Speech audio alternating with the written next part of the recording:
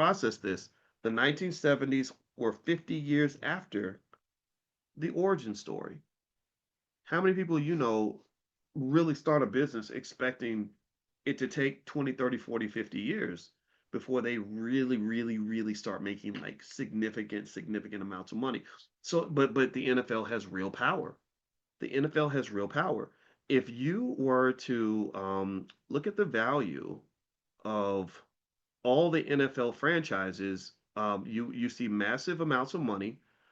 You see institutions that don't just have wealth and power, they have the ability to christen millionaires. Don't look at how much money somebody's making. Look at how much wealth you have to pay that person and have that person be the 80th person on your payroll. Right? Don't look at LeBron's salary. Look at the wealth of the person that signs LeBron's check. If you look at the franchises now, years later, the average NFL franchise has a value of 7.1 billion dollars. The combined net worth of all NFL teams is 228 billion, a quarter of a trillion dollars. The Dallas Cowboys are worth 12.8 billion, Los Angeles Rams 10.4 billion, New York Giants 10.25 billion, New England Patriots 8.8 billion.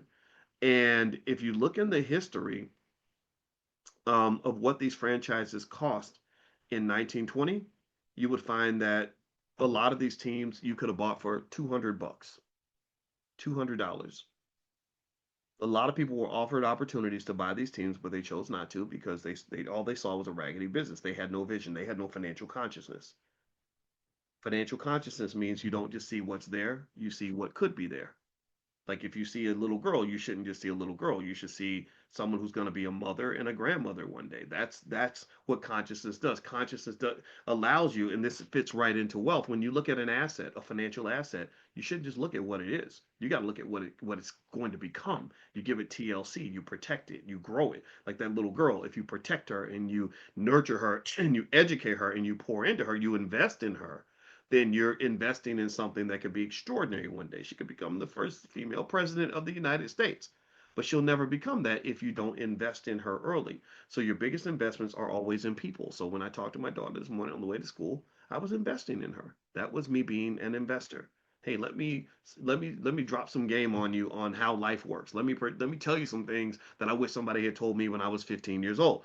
All right. So literally in 1920, so all these NFL teams, right? You got the San Francisco 49ers, 8.6 billion, Cincinnati Bengals, which is one of the cheaper teams, they're worth 5.5 billion.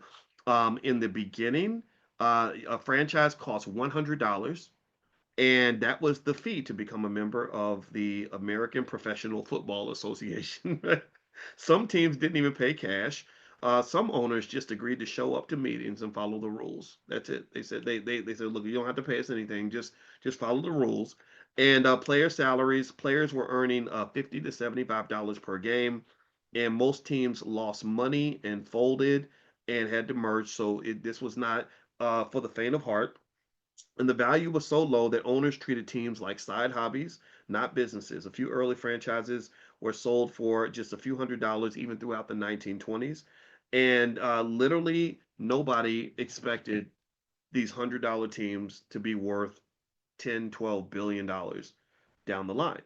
So this is what generational wealth and generational power looks like. And what tends to happen is that true power, true infrastructural power, where you really are the power source, that is typically built across multiple generations.